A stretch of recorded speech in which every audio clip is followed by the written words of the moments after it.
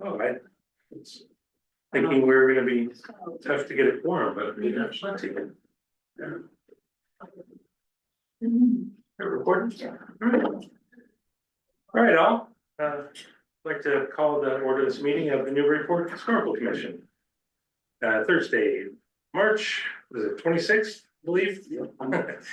We're here at the Senior Community Center in Newburyport, and we're also on Zoom, where we have at least one of our commissioners. Please note this meeting is, with all city meetings, is being recorded. I'll start with roll call.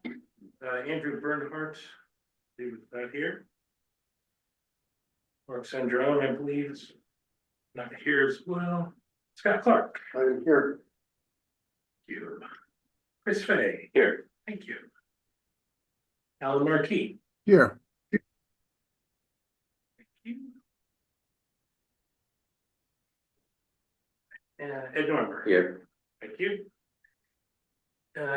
Glenn Richards, I think he said he was not coming. Not online. Okay. Chris Sotell. Here. And the chair of the house, that's me, I'm here, I believe. Caitlin Sullivan's here at the planning department as well as Director Joe, taking notes. First off, we have a DCOD advisory from 65 Broadfield Street.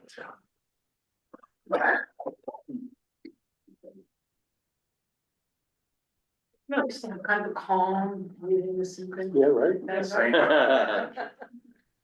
it's always like this. Always. For the record, Lisa Mead, Town and Costa 30 Green Street, Newburyport, and with me this evening is Eileen Graff, who is the architect on this project. And we represent JSJO Realty LLC. The manager is Joel Willett, and we are here, as the chair said, for an advisory review for 65 Broadfield Street. Next slide, please. So just for all of you that orient you, maybe you've already driven by, this is at the corner of Chestnut and Broadfield Street. So Joel proposed to remove a later added addition on the rear of the structure that was added in 1980, in the early 1980s, and construct a new addition on that side of the home opposite Broadfield Street. Also proposes to remove an existing accessory garage, which is just over a foot away from the structure next door, Gus and Mary Lou's house next door, and then build an one-car garage on this, on the new structure of the new addition. Do we know the approximate age of that attached garage? So the garage foundation is old. It was not there in 1924. The materials are clearly added later. Jennifer has looked at all of that and made a determination that it's not historic, right? 1930s or later? Yeah, definitely, probably later than that, given Okay. what's in it. Thank you. So even though we're seeking a demolition calculation of an advisory review and a demolition calculation of 30.2%, of that 30.2%, 7% is from the original home. The 23.2% is that 1980s addition on the back, and Eileen will go through that when she shows you the demolition plans. Next slide, please. So also this total added square footage is 375 square feet. So in addition to replacing what was there, there's an additional 375 square feet. So the original structure was built in around 1840, according to the district data sheets, where it's listed as contributory, and 1850, of course, according to the assessor's records. According to the title in the house, it's likely built between 1849 and 1851, when the land was still owned by Nathaniel Noyce and William Balch. And so after they transferred it over, there was a house built on it. So we think that it's probably closer to 1849 to 1851. And as I said, there is no Form B on this. So next slide, please. So this is the 1906 Sanborn map. Sorry about the misspelling of Sanborn. You can see the red dot up in the corner. That's the house. Thank you, Caitlin. So it's the corner of Chestnut and Broadfield. And the next slide. So this is the 1914 Sanborn map. So it's kind of to the middle and over to the right-hand side. You can see the house, and it's largely the kind of the form that it is today. And next slide. And then this is the 1924 assessor's map, sorry, it doesn't come out as well. But you can see there's the 1924 assessor's map, that garage isn't on there anymore. And you see Gus and Mary Lou's house is at 67 Bromfield Street, right underneath it. And the reason these two structures are so close is that structure goes a little bit over the property line. And then this garage, literally, when you see a photo of it, you'll see it's 1.5 feet from the property line. So those two things together make it really close. The next slide. So as I said earlier, even though the demolition calculation is at 30.2%, of that 23.2% is the 1980s building, 7% is the original structure. The portion of the addition on the rear extends beyond the original home to the south and is set back in the rear of the home, which we're going to show you in a minute. Proposed attached or garage, as we say, we're going to pull it away from the property line and make it attached to the house. You'll see that the new structure is subordinate to, the new addition is subordinate to the main house, lower by 2 feet 6 inches from the existing roof height of the original structure. From Chestnut Street, it doesn't inhibit the view of the home, and certainly you cannot see it from Bromfield Street except for a portion of the new two-story addition on the right-hand side at the entry in the back. Next slide. So here's the site plan, and if you could just pull that up a little bit, it would be helpful. It looks a little confusing, but you can see the dotted and hash line close to the right-hand side, so close to 67 Bromfield Street. That's the accessory structure that's going to go away, and then you can see that same form is moved over to attach to the house. The middle of that peachish color in the back, that's the current footprint of the addition in the back. And that's where the addition is going to go as a two-story form. And then to the left is a one-story portion that's going to be added. And I'm just going to go through the architectural plans and explain that in a view form. So Right. And actually, let's just pause here for a moment just to talk about some of the changes in footprints, just to, before we go to elevations, just to show some of the changes. So as mentioned, that one-story piece on the back and the little nub of a mudroom to the right that you can see between the existing house and the garage structure. Replacing that, when we go back with the new structure, I just want to point out that we are pulling away from the original corner of the original structure. So sort of giving room to that main gable form and giving it some breathing room. So that's one thing that we were trying to improve, is sort of respecting the corner of the original structure. So I just wanted to point that out. But we can go to the next slide. So these are, as Lisa mentioned, the demo calculations that are starting to show where we are taking everything off. And really, if it's the bottom left drawing that shows the above the existing one-story gable, there is really what we're showing as the 7% that we're calculating. A little bit above there and to the right is where the original structure demo percentage is coming from. And then everything else is that 1980s addition. And the next slide. So here we can start to point out some of the changes and modifications. So as you can see, the original structure, a lot of the windows have been replaced. You know, we've got an assortment of windows, 6/6, 1/1s, and then of course the 2/1s. So what we are proposing are changes to unify the window types to the original.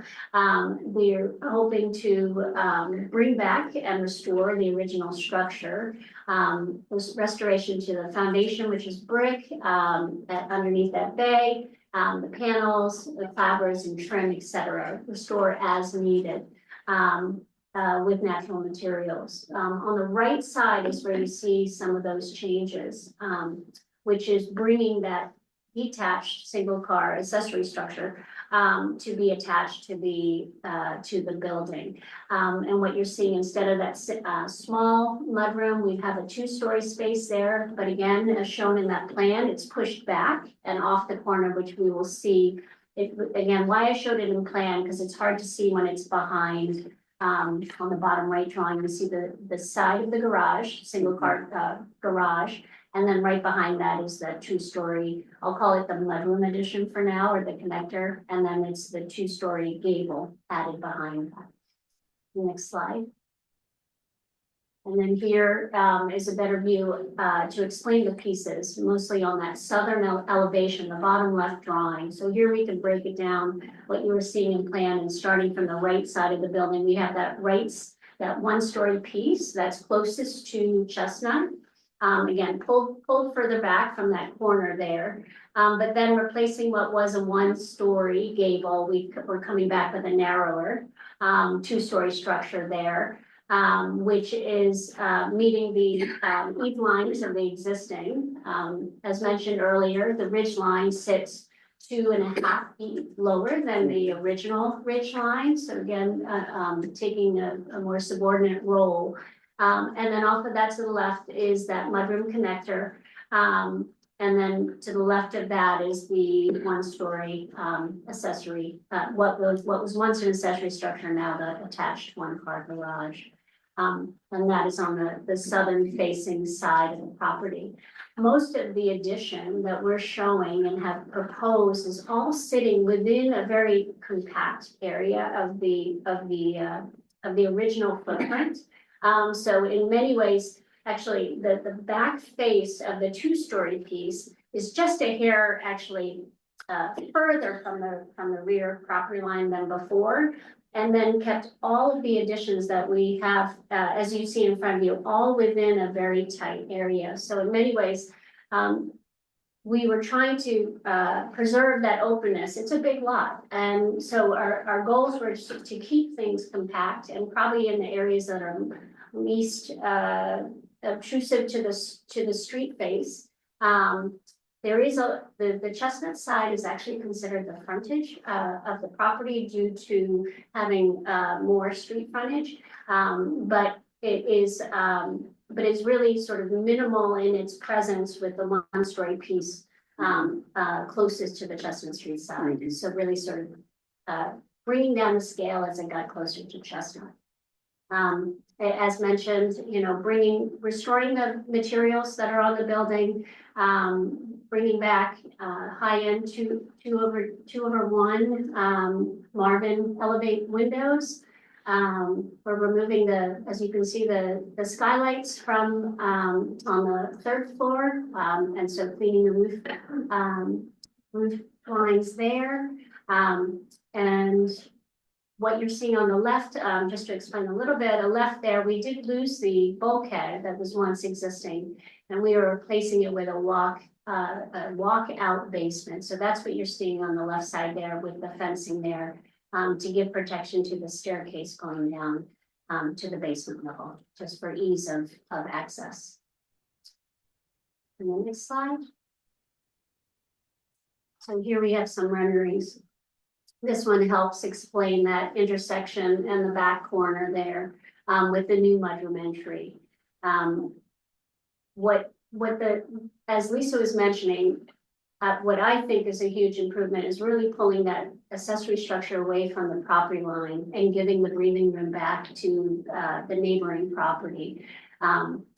One element, I'll just point out that the rendering there is missing, is there is a cricket that's happening between. It's in my drawings, but the rendering had missed it. But there is a cricket in there to keep the water from falling into the building. There is what that condition there would represent. And the next slide. Here it is from the corner of Chestnut and Bromfield. Again, you can see slightly the second story addition in the back and a piece of the one story. What I like about this rendering is sort of a similar condition on the property that's behind it. Same condition where a primary gable and a secondary gable intersecting it. It's the same concept happening on the back of the structure.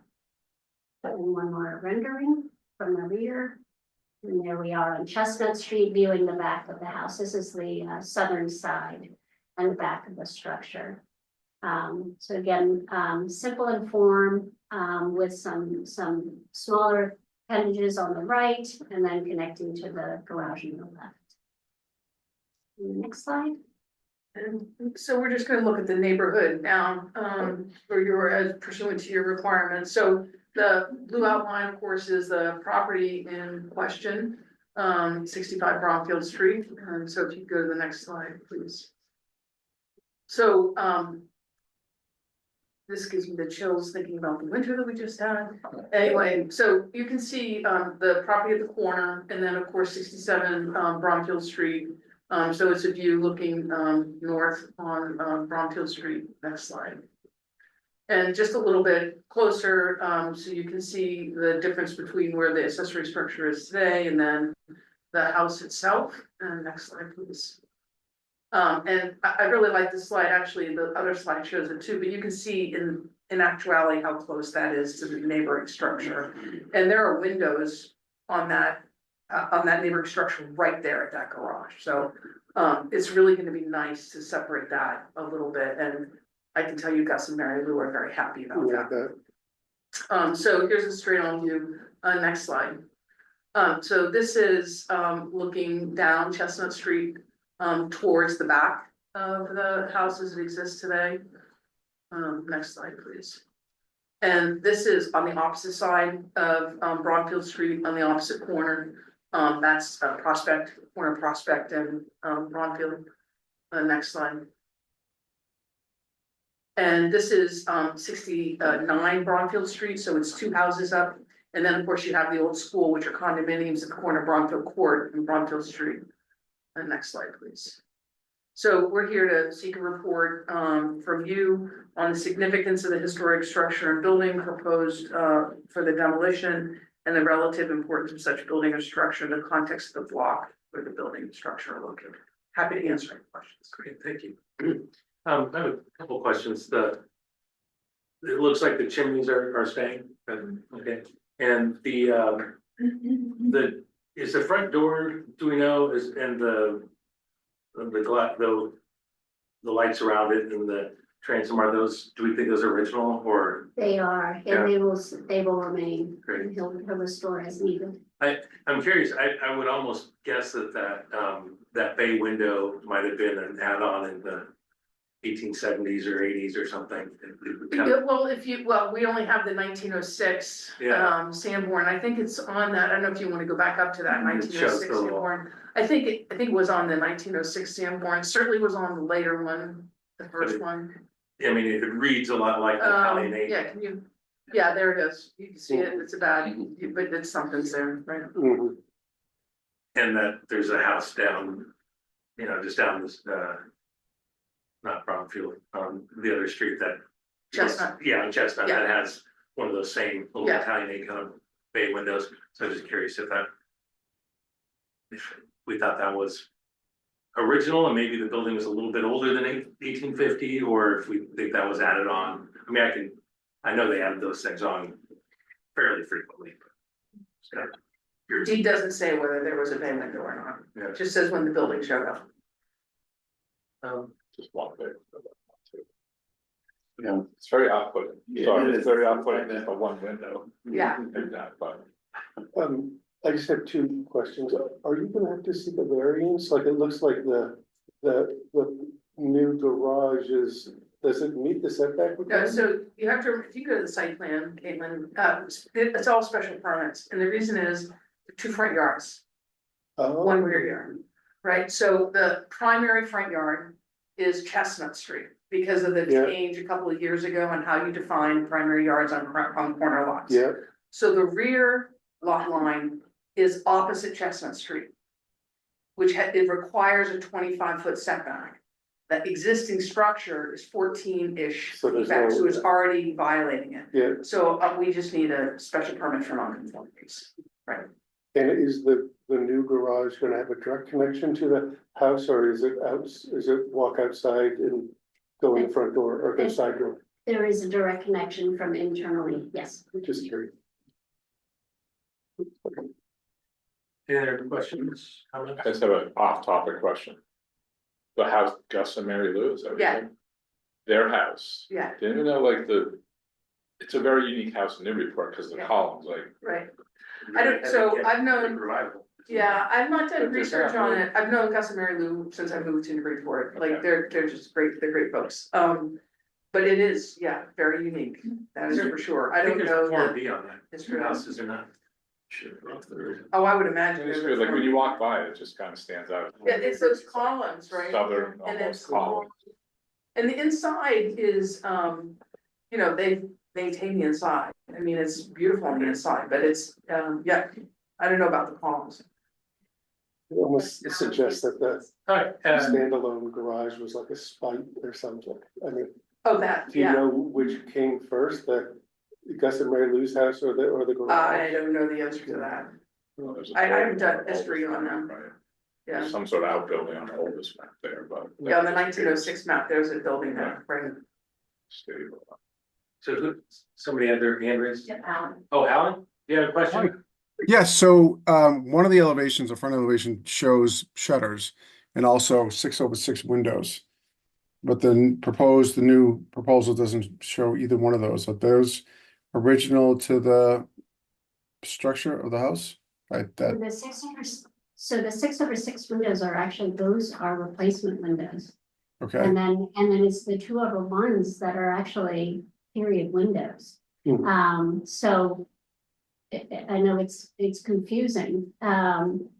But in terms of the shutters, I don't know if those are original. I know that the owner would like to wanted no shutters and was liking the idea of a more pure, and he liked the pureness of the structure without the shutters. So that's what you're seeing there in the proposed.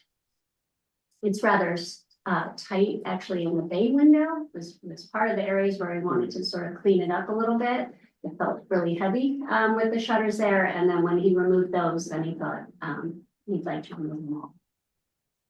I wasn't sure if it was part of the original, not the shutters themselves, but actually having shutters on was part of the original, sort of like Greek revival style architecture. All right, any other questions, comments? Otherwise, I guess I just need a motion to have me write a DCOD historical advisory report. I'll make that motion. And I will second it.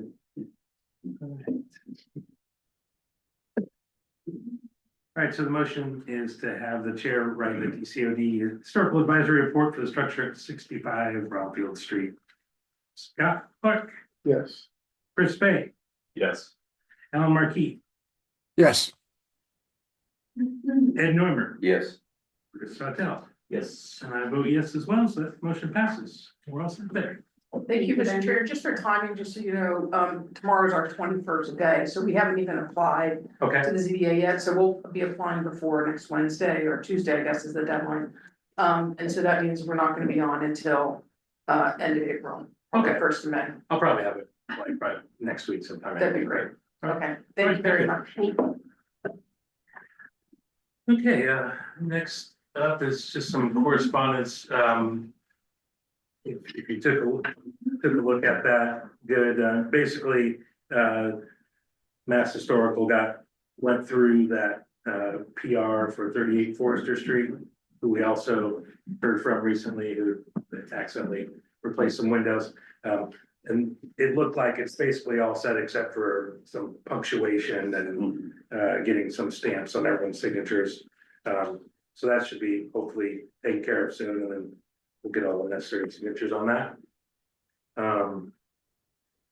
Otherwise, we have approval of the minutes from almost exactly a month ago. If anyone has any questions about that? I have a question about that. The PR on Forester Street. My understanding of that is that the PR came into existence kind of as a give as a result of that developer wanting to. It was part of the requirements for what they. And that's an absolute requirement that in order. If there's an existing historic structure on the lot where the other structure is going, then they have to do a PR. Okay, so that is, it's not some sort of arbitrary thing, there's a, okay, it struck me as kind of yeah, arbitrary, I guess, but if there's a rationale to it, then that's, so anybody who's trying to put an additional structure on one of Get those, through that, a 6C process, a special permit. That's a requirement to the. Which is PR. essentially just dividing a piece of property, is that Two what that? structures on the same lot. is that gonna apply to like an ADU? Oh, because it's not fully subdividing or creating. Okay, interesting, all right, thank you. All right, back to the minutes. Does anybody have any corrections or anything to point out on that? If not, I take a motion to approve the minutes of February 25th, 2026. I'll second it. Okay.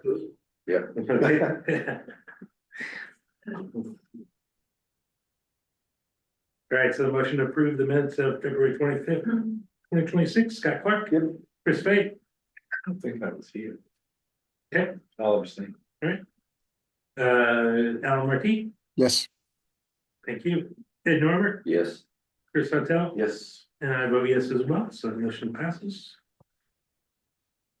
I guess we just have any updates from planning department or the chair,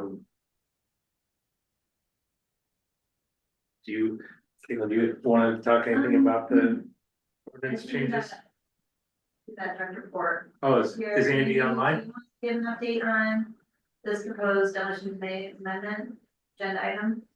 Yeah, sorry, folks. I'm actually at City Hall right now trying to multitask, so apologies I'm not there. Yeah, I guess just briefly, there's a proposed amendment to the demolition delay. I think it was, from prior discussion. There was discussion about changing the 75 years to 50 years, and in particular, also adding 2 years to the delay itself, so making it go from 1 year to 3. To our understanding, the amendment is going to be adjusted going into the City Council Planning and Development Committee's next meeting in about a week or so. I forget the exact date, but they will be meeting to talk about it. And I believe that what will be happening there is we'll see a proposal adjusted for a 2-year delay, rather than today's 1 year or the proposed originally 3 years, it would be 2 years, and the 50-year would be removed from the amendment. That's generally speaking where that is. There are some other zoning amendments that are being discussed. It's sort of intertwined with some of this discussion about some of the homes that you've seen in recent time, but that is the brief summary related to that demolition delay amendment. One other thing I should note, by the way, is I apologize, is that we have been we're sending to the sponsors of this amendment some requests of the language to be adjusted so that we can address the multiple votes and confusing sort of voting process that was established in the ordinance in the first place. It's not really clear why the jumbled language is in there, but we felt that could be cleaned up, I think, as we've talked about before. So we're hoping that the sponsors will take that into account in the amendment, thereby addressing it, because we're already tinkering with the ordinance. If there's any update on that one, obviously we'll circle back and update you, but we figured we'd pick that discussion up in the coming days with the council. That'd be great, especially if we could. I think that the fact that we vote for historical significance right off the top of those, to me, it's always been confusing, since the definition is what brought them to us in the first place. So I think if we could somehow make it so is it worthy of saving or not? And now let's look at the plans, and then let's vote on whether we should let them demo it. It would be, to me, it seems clear, but thank you, Andy. Anything else? Anyone else? Just so I understood this correctly, so it's the proposal is going to a 2-year delay and keeping it at 75 years. Yeah, it didn't seem like there's support Yeah, for the 50 years, although I still. Me too. I still am working on a few folks to see if we can change that support because I do think the 50-year thing is important, and for people to realize that it's not some sort of not death sentence, but some sort of, prevention of somebody ever doing anything on those aged homes. It's just that it would be the same thing that we do for all of these, where is it significant? Is it worthy being saved? Let's see what they're doing. And they still, even to get to us, still have to have be changing the roof line or doing something significant for us to get to us. So it's not like they can't do anything to the home. It's just if they're gonna do something significant to it, then we would be another, formal pause at least, or a review of what somebody's doing. So I'm hoping to get some more backing on that. But if we could get just that, I think 1 to 2 years, I think that's better than nothing. I think it's better than nothing. The lesson learned is, look, boy, you gotta ask, I was in sales for a living, you gotta ask for like 5 times more here than you really wanna practically get. I probably just stuck with the 5 years to get 3, but I think that to go to 2 will be a little bit of a hesitation by some of these developers, like, because 1 year is silly. But I think 2 is like, I don't know if I'm gonna tie my money up and all that other stuff, I gotta wait. I don't know if they wanna wait. Going down to 50 years, you should consider, what's the general consensus is that, there's nothing special with that house. It was built only 50 years ago, built in 1976. What's unique about that? There's other criteria for significance other than just what a house looks like. This engineering is involved, it's archaeological, and architecture is one of them, but also it's cultural significance too. Yeah. That's also very important to consider, and planning development meeting made that clear that it's a review process. It's not us coming in saying this is not gonna happen. Yeah, it's not black and white, it's just a benchmark. We just wanna make sure that things that are going through, that we're gonna catch anything and make sure we don't lose any assets in Newburyport. Yeah. And there is, like I said, the criteria, there is 4 of us. It's not just how the house looks, and that's what a lot of people think, like, a house on Turkey Hill Road, there's nothing great with those, so it's like, well, you know what, there's other criteria too, we just wanna be able to review that criteria. I'm glad to see at least some movement on this stuff after a lot of years of talking about it, so it's good to see. Anyone else? Questions, comments, concerns? I have a comment, has everyone been reading their book? They got, I didn't get one. you didn't get I one? wasn't here, so. Oh. Well, Okay. you have to You have sign to out. sign for it, it's numbered. and- That's right, I remember that. book. I don't even It doesn't belong to me, it belongs to the city. Understood. Yeah, just like all these assets we're trying to protect, they don't belong to us. Just dust in the wind. Well, unless there's any other comments or concerns, I'd take a motion to adjourn. I'll make that motion to adjourn. I will second it. Thank you, and all in favor, say yay. Yay. Not in favor? 7:33, look at that. Nobody, okay.